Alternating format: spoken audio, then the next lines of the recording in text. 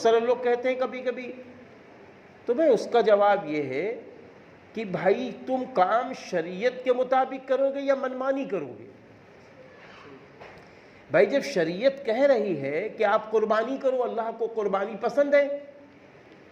تو اب آپ غریب پر ترس کھا رہے ہیں، کیا اللہ کو ترس نہیں آتا غریب پر؟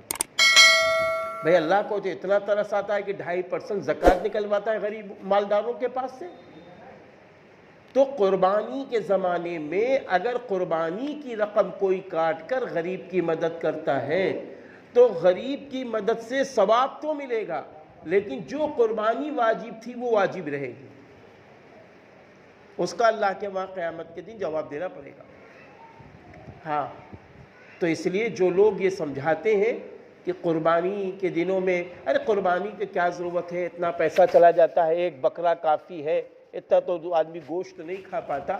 تو یہ سب ان کی من کی سوچ ہے، رب کی فکر سے وہ کٹ کر ہے۔